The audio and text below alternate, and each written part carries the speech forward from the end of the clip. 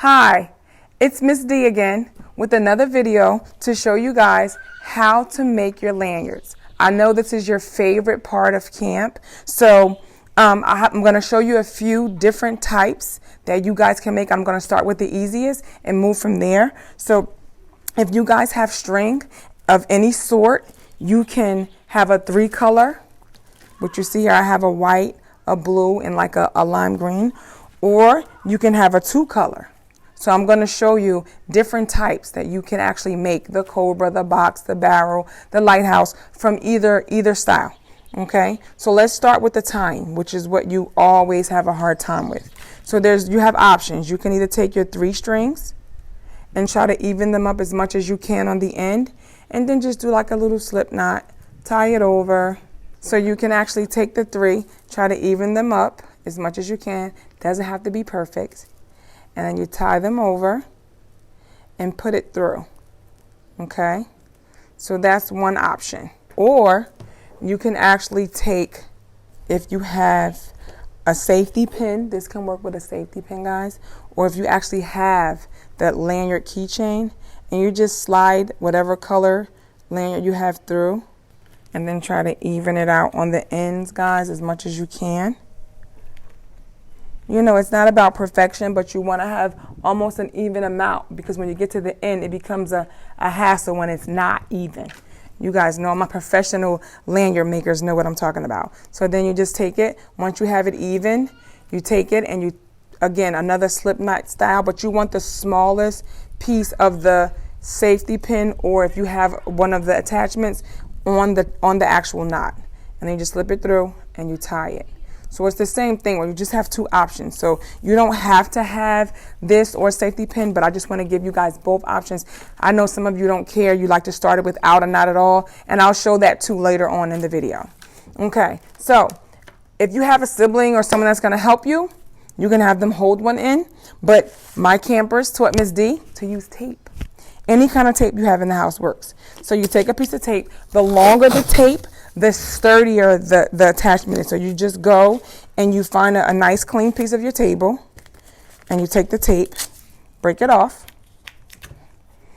and then you want to tie the lanyard down to the table, because you can't use, once you start going, guys, then you'll be able to pick it up. But when you first start, you need something to like hold it onto. Like if you're using a safety pin, you can probably like take the end of the safety pin and pin it to the end of your bed, your comforter, and then you could just sit in the chair in front of it and maybe like start your lanyard from there.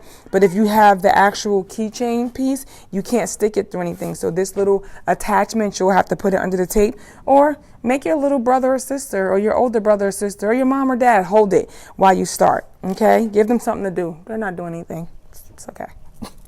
All right, so once you start at your knot, we're going to start with the Lighthouse, which is the easiest, because the Lighthouse is just, you're making a lot of knots, and it comes around like almost like a helical staircase, like a spiral coming around. So you come in and you start with whatever color you like to start with. I always start with my very light color. All right, you're just making a knot. So you're making a 4, figure 4, right, under. Make sure everything is nice and clean. And then you take that same lanyard and just pull it through. Okay, so all we did was make a 4. That's it.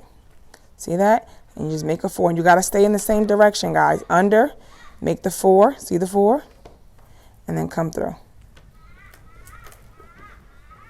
And you do this as long as you want, as many times as you feel necessary. I like to do about 10, so I like everything to be even. So if you count, then you can ensure that you have the same amount of loops for every color. So this is called the Lighthouse. I'm just going to do a few because I want you guys to start seeing the actual staircase come into play.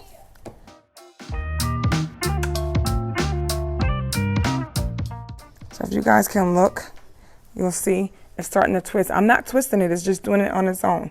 That's just the way the actual knots start to go. They start to turn, and it'll just keep going around and around and around as long as you keep going. And then when you guys want to go to the next color, you just take the next color, the color that you're actually using, hold it down, and start your knots again, okay?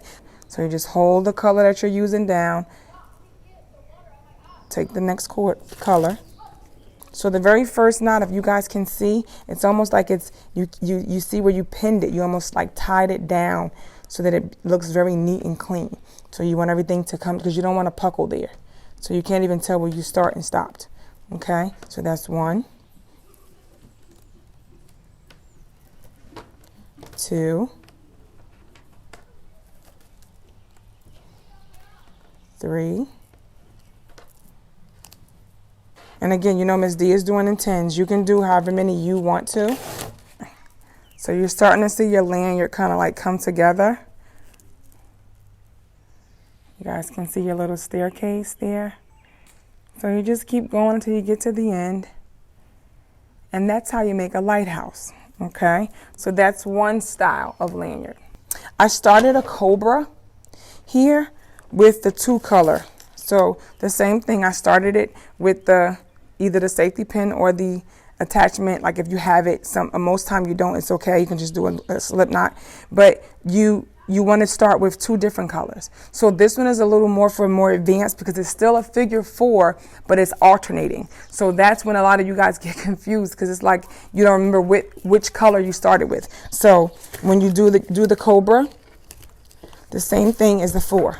So you pick your 2 colors, your alternating colors. One's on the right, one's on the left. And Miss D started already, so let me just make sure I start with the right one right now, which will be the pink. So my pink is going to be the 4. But instead of looping the same string back through, when you make your 4, you bring the alternate color down and slip it through the body of your 4. Okay?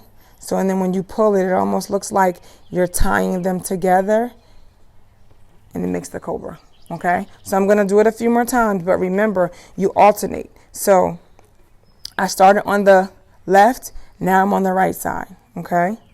Again, make the 4, but instead of using the same exact string to go through, once you make the 4, you take the alternate color and slip it through the body of the 4 that you made. The 4, and always go under, guys. Don't forget, if you go over, it changes the pattern, doesn't look nice and clean and neat. So you make the 4, take the alternate color, go under, right? See, that was your 4. Miss D went under, and then you go through the body with the opposite color. And then when you pull the knot, you see how it comes together. And you want to, guys, make sure that when you're like Miss D's just went over or flipped over a little, the knots have to be clean. So you want to make sure that this is folding neatly. You don't want it to be like twisted like so, because then when you pull it together, it's going to look all clumpy. Okay, so make sure. So let's do it again. So you have the 4, and then you go under. And then you go through the body of the 4 and you pull the knot. And let me just show you what I mean when I say that it's not even. See how that's twisted? You don't want that. You don't want how this area is. That's not what you have to. And I know it seems tedious, but at the end, you're going to love that you took time. So you want to make sure you twist it back flat. So Ms. D is just twisting it around to make sure everything is flat. And then see the difference in how it looks now? So when I say twisted, I wanted to show you what was wrong so you know the difference. And then you pull it. And then if you guys can just look really closely, you can see your Cobra is forming. You see, so this side you're going to have the purple as the middle color and the pink on the outside. And the other side is going to be the opposite. Okay, so it's depending on you what side you determine to be the front or the top versus the bottom. And you just keep going, alternating back and forth. This one is a little, like I said, it's a little more complex. So this is like the intermediate. Now we're going to move to the more advanced. So we're going to use the old-fashioned knot for this one. So I'm using 4 different colors. And I'm going to show you guys how to make the box, which is your favorite. So this one is a little harder. I like to start my box with my 2 darker colors first. So you want to separate them. okay? That's the first thing. You want to make sure they're on opposite sides, okay? Because when you make the box, you're going to use the colors to almost like making a basket. You're like weaving a basket that's going to end up looking like a box, okay? So my two color pairs are going to be the green with the lime green. So those two are always going to be opposite of each other. And then the blue with the white. Always. You don't change it. Once you make the decision, you're stuck with it.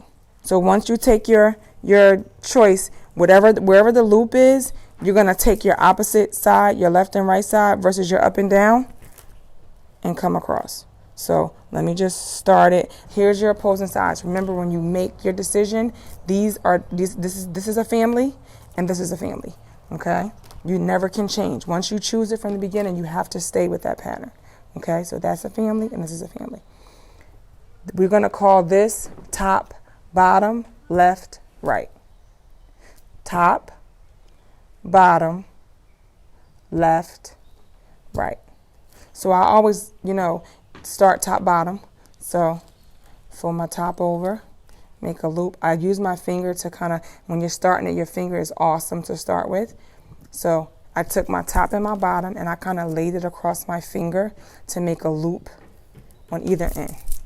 So you see the two loops here, but my finger is actually through the loops. So I can stabilize it because I only have two hands. So I need something to help me. So when I take my right side, it has to go through the side where the loop is because it has to lay this flat. So you take the right side and make sure it's where the loop side is. This is when the trickiness comes in.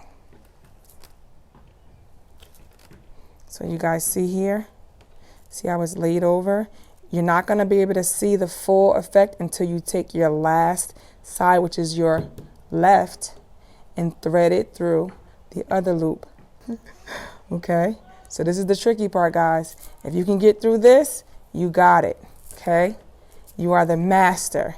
So look, it looks all crazy right now. But once you start pulling everything together, you're going to see your basket come into form. So look at that. Can you guys see the colors coming together like a box, like a basket? Look at that. You see this? See the square? And then you just tighten it. And you have your first box. Whew! That was the hardest part. The first box is there. So now you just keep with the same pattern. The first couple of boxes you won't be able to see.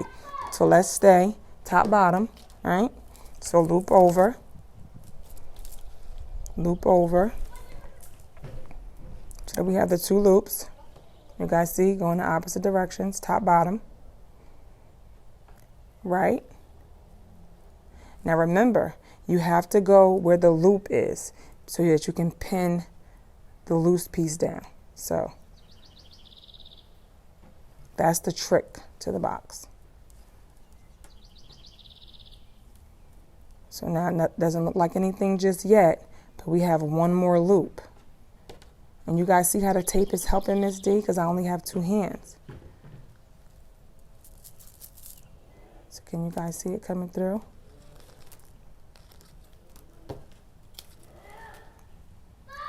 And again, look at that. Once you pull it, now you see your box forming. Can you guys see that? So you're going to keep doing that. So we got a little bit more done. If you guys can see, now you can actually start seeing the box. Look, there's a little imperfection, that got to come out. But you see how it's nice and even? That's why it's so important for you guys to make sure you make everything flat. So you just keep going all the way down, and then you guys will have a box. There you have it. And you guys can post pictures, share what you've done, however you want to go teach your friends, teach your little siblings. And then you have a keychain. You can use it for to hang off keychains. You can use it for door hangers. Like I know sometimes people have like things hanging off their doors or light switches. So you can use it for those things too.